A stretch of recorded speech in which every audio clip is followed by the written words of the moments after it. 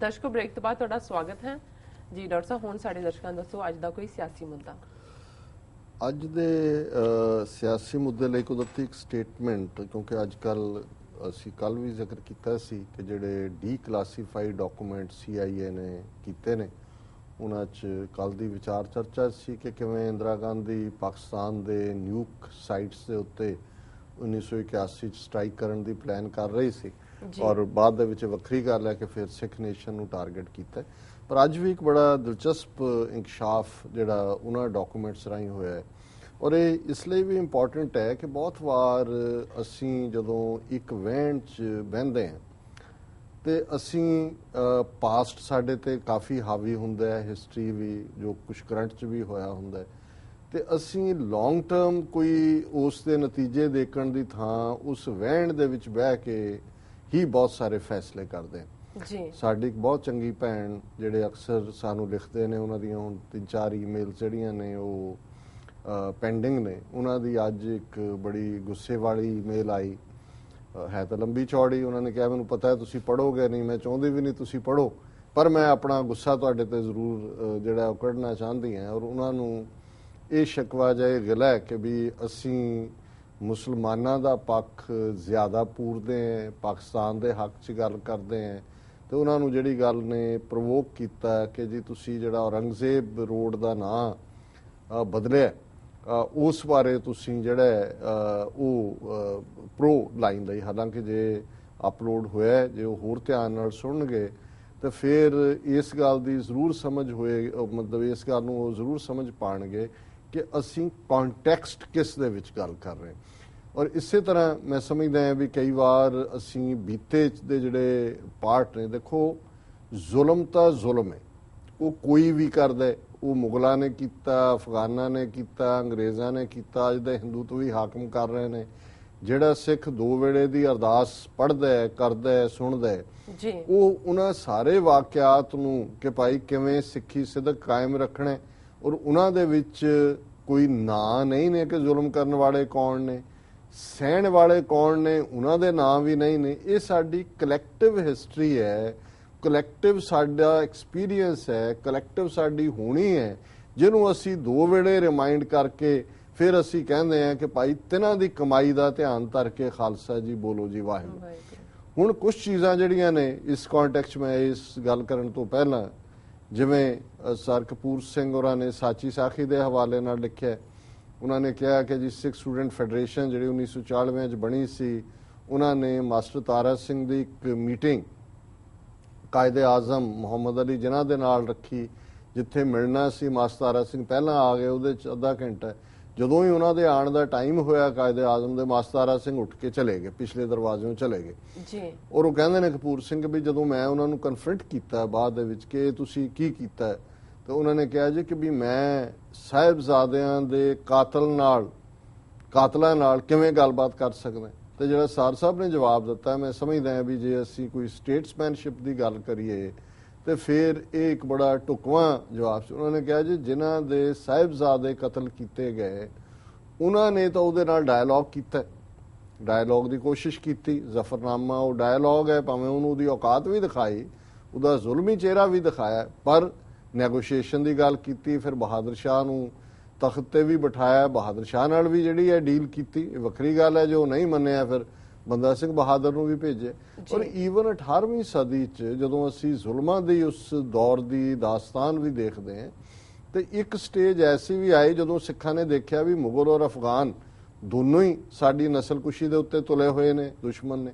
ਔਰ ਦੀਵਾਨ ਕੌੜਾ ਮਾਲ ਦੇ ਵੇਲੇ ਉਹਨਾਂ ਨੇ ਜਿਹੜਾ ਮੁਗਲਾਂ ਦੇ ਨਾਲ ਸਮਝੌਤਾ ਵੀ ਕੀਤਾ ਅਫਗਾਨਾਂ ਦੇ ਖਿਲਾਫ। ਔਰ ਇੱਕ ਜੰਗ ਜਿਹੜੀ ਜਾਂ ਲੜਾਈ ਹੈ ਉਹ ਸਿੱਖ ਔਰ ਮੁਗਲ ਜਾਂ ਉਹਨਾਂ ਦੀਆਂ ਫੌਜਾਂ ਇੱਕ ਪਾਸੇ ਨੇ ਫਰੰਟ ਤੇ, ਦੁਸ਼ਮਣ ਦੂਜੇ ਪਾਸੇ, ਭਾਵੇਂ ਉਹ ਐਗਰੀਮੈਂਟ ਨਹੀਂ ਚੱਲਿਆ ਬਾਅਦ ਦੇ ਵਿੱਚ, ਫਿਰ ਉਹੀ ਦੌਰ ਸ਼ੁਰੂ ਹੋ ਗਿਆ। ਸੋ ਮੈਂ ਇਹ ਕਹਿਣਾ ਚਾਹੁੰਦਾ ਵੀ ਕੁਝ ਚੀਜ਼ਾਂ ਅਧਿਆਤਮ ਦੀ ਦੁਨੀਆ ਦੀ ਨੇ ਜਿਨ੍ਹਾਂ ਦਾ ਅਸੀਂ ਅਕਸਰ ਜ਼ਿਕਰ ਕਰਦੇ ਹਾਂ, ਕੁਝ ਪੋਲੀਟੀਕਲ ਤੁਹਾਡਾ ਜਿਹੜੀਆਂ ਚੇਂਜਿੰਗ ਹੁੰਦੀਆਂ ਨੇ, ਡੈਮੋਗ੍ਰਾਫਿਕਸ ਚੇਂਜਿੰਗ ਰਿਐਲਿਟੀਜ਼, ਜੇ ਅਸੀਂ ਉਹਨਾਂ ਨੂੰ ਨਾ ਸਮਝ ਕੇ ਜਿਹੜਾ ਵੀ, ਹਾਂ ਦੋਨੋਂ ਪਾਸੇ ਅੱਜ ਵੀ ਇਹ ਨਹੀਂ ਹੈ ਕਿ ਵੀ ਸਾਰੇ ਹੀ ਜਿਹੜੇ ਨੇ ਉਹ ਬੜੇ ਲਵੀ ਡਵੀ ਨੇ ਜੀ। ਇਸ ਕਿਸਮ ਦੇ ਵੀ ਨੇ, ਉਧਰ ਵੀ ਹੇਟਡ ਵਾਲਾ ਐਲੀਮੈਂਟ ਹੈ, ਇੱਧਰ ਵੀ ਹੈ। ਔਰ ਕਿਉਂਕਿ ਅੱਜ ਕੱਲ ਫੇਸਬੁੱਕ ਹੋਏ, ਦੂਸਰਾ ਮੀਡੀਆ ਹੋਏ, ਸਾਨੂੰ ਕੋਈ ਪਤਾ ਨਹੀਂ ਹੁੰਦਾ ਵੀ ਦੂਸਰੇ ਪਾਸੇ ਕੌਣ ਹੈ, ਕੁਮਾਰ ਹੈ, ਮੁਹੰਮਦ ਹੈ, ਸਿੰਘ ਹੈ, ਕੌਣ ਕਿਹਦੀ ਆਈਡੀ ਵਰਤ ਰਿਹਾ। ਹਰ ਇੱਕ ਦੀਆਂ ਆਪਣੀਆਂ ਜਿਹੜੀਆਂ ਨੇ ਲਿਮਿਟਡ ਪਰਸੈਪਸ਼ਨਸ ਨੇ। ਔਰ ਇਹ ਰਿਹਾ ਜਦੋਂ ਨਫ਼ਰਤ ਦਾ ਦੌਰ ਰਿਹਾ। ਦੂਸਰਾ ਰਿਹਾ ਜਿਹੜੇ ਮੁਸਲਮਾਨ ਨੇ ਨਫ਼ਰਤ ਸਿੱਖੜਾ ਸ਼ਬਦ ਇਸਤੇਮਾਲ ਕਰਦੇ ਸੀ, ਸਿੱਖ ਮੁਸਲਾ ਕਹਿੰਦੇ ਸੀ, ਅੱਜ ਵੀ ਕਹਿਣ ਵਾਲੇ ਨੇ ਇਸ ਕਿਸਮ ਦੇ ਦੋਨੋਂ ਸ਼ਬਦ। ਪਰ ਮੈਂ ਸਮਝਦਾ ਹਾਂ ਵੀ ਹਕੀਕਤ ਦੇ ਵਿੱਚ ਜਦੋਂ ਤੁਸੀਂ ਗਰਾਊਂਡ ਰਿਐਲਿਟੀ ਤੇ ਬੈਠ ਕੇ ਕੁਝ ਚੀਜ਼ਾਂ ਦੇਖਦੇ ਹੋ, ਆਪਣੀਆਂ ਸਟਰੈਂਥਸ ਵੀਕਨੈਸਿਸ ਦੇਖਦੇ ਹੋ, ਤਾਂ ਫਿਰ ਤੁਸੀਂ ਕਈ ਵਾਰ ਸਟ੍ਰੈਟੇਜਾਈਜ਼ ਕਰਦੇ ਹੋ ਕਿ ਕਿੱਥੇ ਤੁਹਾਡੇ ਇੰਟਰਸਟ ਕਾਮਨ ਨੇ। ਜੀ। ਹੁਣ ਜਿਹੜੀ ਗੱਲ ਮੈਂ ਡੀਕਲਾਸੀਫਾਈਡ ਇਨਫੋਰਮੇਸ਼ਨ ਦੀ ਗੱਲ ਕਰਨ ਲੱਗਾ, ਇਹਦੀ ਹੈਡਲਾਈਨ ਇਹ ਹੈ, ਰਾਜੀਵ ਰਿਗਾਰਡਡ ਪਾਕ as strategic buffer against USSR CIA। ਹੁਣ ਇਹ CIA ਦੀ ਇਹ ਰਿਪੋਰਟ ਹੈ ਕਿ ਰਾਜੀਵ ਗਾਂਧੀ ਨੇ ਜਦੋਂ ਸੋਵੀਅਤ ਯੂਨੀਅਨ ਅਫਗਾਨਿਸਤਾਨ 'ਚ ਬਹਿ ਗਿਆ ਆ ਕੇ 1979 'ਚ, ਇੱਕ ਪਾਸੇ ਤਾਂ ਇੰਦਰਾ ਗਾਂਧੀ ਇਹ ਸੋਚਦੀ ਸੀ ਜੀ ਨਿਊਕਲੀਅਰ ਸਟ੍ਰਾਈਕ ਕਰੋ, ਫਿਰ ਉਹਨੇ ਉਹ ਫੈਸਲਾ ਸਿੱਖਾਂ ਵੱਲ ਮੋੜਤਾ ਜੀ। ਰਾਜੀਵ ਗਾਂਧੀ ਜਿਹੜਾ ਕਿ ਇੰਦਰਾ ਗਾਂਧੀ ਦੇ ਤੋਂ ਬਾਅਦ ਬੈਠਾ ਤਖਤ ਦੇ ਉੱਤੇ, ਜਿਹੜਾ ਉਹਦਾ 2-3 ਸਾਲ ਦਾ ਟਾਈਮ ਹੈ, ਉਹਨੇ ਦੇਖਿਆ ਕਿ ਸੋਵੀਅਤ ਯੂਨੀਅਨ ਅਫਗਾਨਿਸਤਾਨ ਤੋਂ ਬਾਅਦ ਪਾਕਿਸਤਾਨ ਤੇ ਹਾਵੀ ਹੋ ਰਿਹਾ ਤੇ ਜ਼ਿਆਉਲ ਹੱਕ ਦੀ ਗਵਰਨਮੈਂਟ ਨੂੰ ਵੀ ਉਹ ਟੌਪਲ ਕਰਨਾ ਚਾਹੁੰਦਾ। ਔਰ ਇਹ ਡੀਕਲਾਸੀਫਾਈਡ ਡਾਕੂਮੈਂਟ ਇਹ ਕਹਿੰਦਾ ਹੈ ਕਿ ਰਾਜੀਵ ਗਾਂਧੀ ਨੇ ਕਿਹਾ ਵੀ ਇਹ ਠੀਕ ਨਹੀਂ ਹੋਏਗਾ ਕਿ ਸੋਵੀਅਤ ਯੂਨੀਅਨ ਪਾਕਿਸਤਾਨ ਨੂੰ ਟੇਕ ਓਵਰ ਕਰ ਲੇ, ਕਿਉਂਕਿ ਇਹ ਸਿੱਧਾ ਫਿਰ ਸਾਡੇ ਵੱਲ ਆਣਗੇ ਔਰ ਸਾਊਥ ਏਸ਼ੀਆ 'ਚ ਉਹਨਾਂ ਦੀ ਦਖਲਅੰਦਾਜ਼ੀ ਹੋਏਗੀ। ਔਰ ਨੀਤੀ ਇਹ ਬਣਾ ਰਹੇ ਸੀ ਕਿ ਇਨ ਕੇਸ ਪਾਕਿਸਤਾਨ ਨੂੰ ਇਹ ਡੀਸਟੈਬਲਾਈਜ਼ ਕਰਦੇ ਨੇ, ਕਿਹੜੀਆਂ ਤਾਕਤਾਂ ਨੇ ਪਾਕਿਸਤਾਨ 'ਚ ਜਿਨ੍ਹਾਂ ਦੀ ਇੰਡੀਆ ਮਦਦ ਕਰੇਗਾ ਅਗੇਂਸਟ ਸੋਵੀਅਤ ਯੂਨੀਅਨ। ਹੁਣ ਇਹ ਬੜੀ ਯੂਨੀਕ ਗੱਲ ਹੈ ਵੀ 1971 ਤੋਂ ਪਹਿਲਾਂ, ਠੀਕ ਜਦੋਂ ਕਿ ਬੰਗਲਾਦੇਸ਼ ਇੰਦਰਾ ਗਾਂਧੀ ਨੇ ਬਣਾਇਆ ਜੀ, ਉਦੋਂ ਇੱਕ ਟੀਟੀ ਸਾਈਨ ਕੀਤੀ ਸੀ ਇੰਡੀਆ ਔਰ ਸੋਵੀਅਤ ਯੂਨੀਅਨ ਨੇ, ਡਿਫੈਂਸ ਪੈਕਟ ਕਿ ਜੀ ਇਧਰਲੇ ਜੇ ਹੋਇਆ ਤੇ ਸੋਵੀਅਤ ਯੂਨੀਅਨ ਆਏਗਾ ਔਰ ਮਦਦ ਤੇ ਇੰਡੀਆ ਜਾਏਗਾ। ਹੁਣ ਇਹ ਉਹ ਦੌਰ ਸੀ, ਹਮੇਸ਼ਾ ਹੀ ਇਹ ਰਿਹਾ, ਉਹਨੂੰ ਇੱਕ ਡ੍ਰੀਮ ਕਹਿੰਦੇ ਨੇ, dream of the Russians to reach the warm waters of Indian Ocean. ਔਰ ਇਹ ਗੱਲ ਆਮ ਸੀ ਕਿ ਵੀ ਜਿਹੜਾ ਸੋਵੀਅਤ ਯੂਨੀਅਨ ਨੇ ਉਸ ਟ੍ਰੀਟੀ ਦੇ ਹਵਾਲੇ ਨਾਲ ਜਿਹੜਾ ਅਲਟੀਮੇਟਲੀ ਇੰਡੀਆ ਨੂੰ ਖਾਣਾ। ਔਰ ਇਹ ਉਵੇਂ ਹੀ ਸੀ, ਉਹ ਜਿਹੜੀਆਂ ਟ੍ਰੀਟੀਆਂ ਰਸ਼ੀਆ ਨੇ ਚੈਕੋਸਲੋਵਾਕੀਆ ਨਾਲ, ਹੰਗਰੀ ਨਾਲ, ਪੋਲੈਂਡ ਨਾਲ ਸਾਈਨ ਕੀਤੀਆਂ ਸੀ ਕਿ ਵੀ, ਔਰ ਇਹ ਰਾਜੀਵ ਗਾਂਧੀ ਜਾਂ ਉਹਦੇ ਜੋ ਵੀ ਐਡਵਾਈਜ਼ਰ ਹੋਣਗੇ ਇਹ ਗੱਲ ਸਮਝਦੇ ਸੀ ਕਿ ਜੇ ਪਾਕਿਸਤਾਨ ਜਾਂਦਾ ਹੈ ਤਾਂ ਫਿਰ ਅਲਟੀਮੇਟਲੀ ਇੰਡੀਆ ਵੀ ਸੋਵੀਅਤ ਇਨਵੇਜਨ ਤੋਂ ਬਚ ਨਹੀਂ ਸਕੇਗਾ।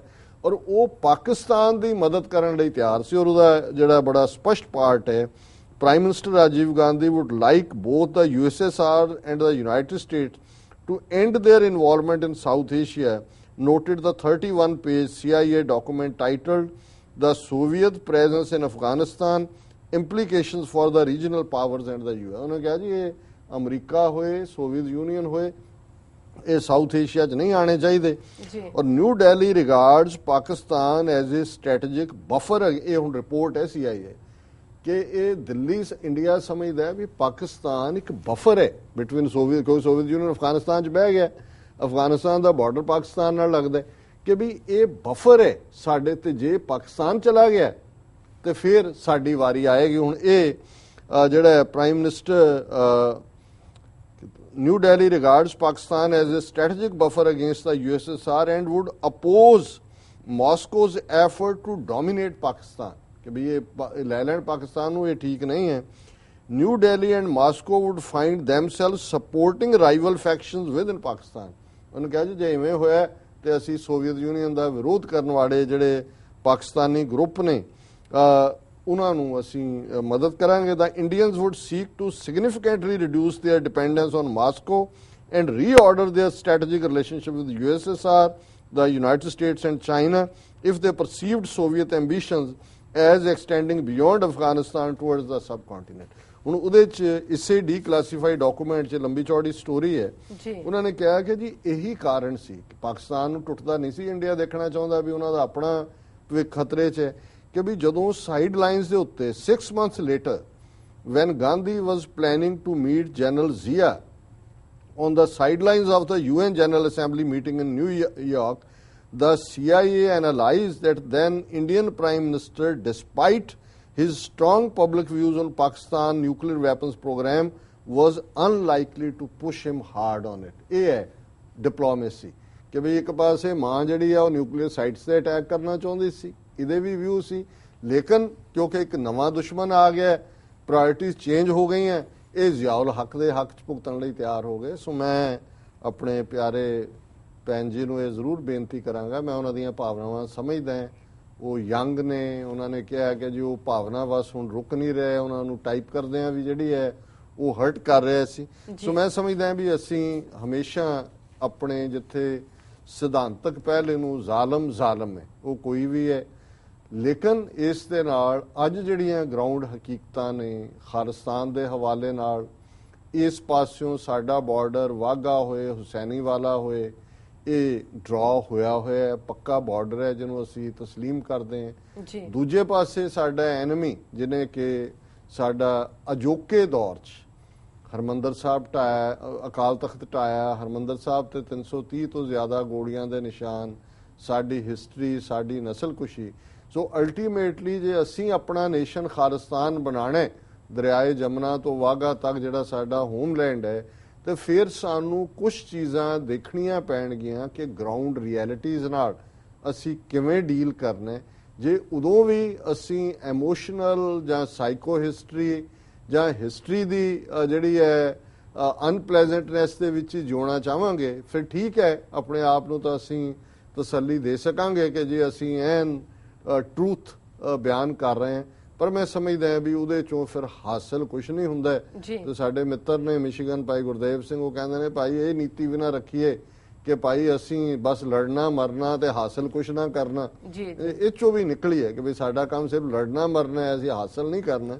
ਸੋ ਮੈਂ ਸਮਝਦਾ ਵੀ ਸਾਨੂੰ ਜਿਹੜਾ ਕਈ ਹਾਲਤਾਂ ਦੇ ਵਿੱਚ ਜਿਹੜਾ ਇਹ ਦੇਖਣਾ ਪਏਗਾ ਵੀ ਸਾਡੇ ਹਿੱਤ, ਕੌਮੀ ਹਿੱਤ, ਖਾਲਿਸਤਾਨ ਦੀ ਕਾਇਮੀ ਨਾਲ ਜੁੜੇ ਹੋਏ ਹਿੱਤ ਜਿਹੜੇ ਨੇ ਉਹ ਕਿਵੇਂ ਨੇੜੇ ਆ ਸਕਦੇ ਨੇ, ਕਿਹਨਾਂ ਅਲਾਈਅੰਸਿਸ ਦੇ ਨਾਲ ਔਰ ਕਿਹਨਾਂ ਹਾਲਾਤਾਂ ਦੇ ਵਿੱਚ। ਸੋ ਉਹਦੇ 'ਚ ਅਸੀਂ ਜੇ ਬਿਲਕੁਲ ਇੱਕ ਬਿਟਰਨੈਸ ਦੇ ਨਾਲ ਹੀ ਹੋਵਾਂਗੇ, ਸੋ ਆਲਰੇਡੀ ਦੂਸਰਿਆਂ ਖੈਮਿਆਂ ਦੇ ਵਿੱਚ ਤਾਂ ਪਹਿਲਾਂ ਹੀ ਬੈਠੇ ਹੋਏ ਨੇ, ਉੱਥੇ ਦੁਸ਼ਮਣ ਦੇ ਏਜੰਟ ਵੀ ਨੇ ਕੁਝ, ਉਹ ਵੀ ਆਪਣੀ ਸਾਈਕੋ ਹਿਸਟਰੀ ਦਾ ਜਾਂ ਆਪਣੇ ਕੱਟੜਪਣੇ ਦਾ ਸ਼ਿਕਾਰ ਨੇ। ਸਾਡੇ ਵੀ ਕੁਝ ਵੀਰ ਭੈਣਾਂ ਜੇ ਇਸ ਨਜ਼ਰੀਏ ਤੇ ਹੀ ਰੱਖਣਗੇ ਜਿਹੜਾ 47 ਤੱਕ ਰਿਹਾ, ਫਿਰ ਇਨ ਦਾ ਐਂਡ ਅਸੀਂ ਦੋਨੋਂ ਪਾਸਿਓਂ ਸਫ਼ਰ ਕਰਦੇ ਤੇ ਹਾਸਲ ਕੁਝ ਵੀ ਨਹੀਂ ਕਰਦੇ। ਸੋ ਮੈਂ ਵੈਸੇ ਭੈਣ ਜੀ ਤੋਂ ਮਾਫੀ ਚਾਹਾਂਗਾ ਕਿ ਜੇ ਉਹਨਾਂ ਨੂੰ ਦੁੱਖ ਲੱਗਾ, ਉਹ ਸਾਡੇ ਬੜੇ ਵੈਲ ਵਿਸ਼ਰ ਨੇ, ਬਹੁਤ ਕ੍ਰੀਏਟਿਵ ਆਈਡੀਆਜ਼ ਦਿੰਦੇ ਨੇ, ਜਿੰਨਾ ਉਹ ਮਿਹਨਤ ਕਰਕੇ ਜਿਵੇਂ ਲਿੰਕ ਢੂੰਡ ਕੇ ਉਹ ਸਾਨੂੰ ਦਿੰਦੇ ਨੇ।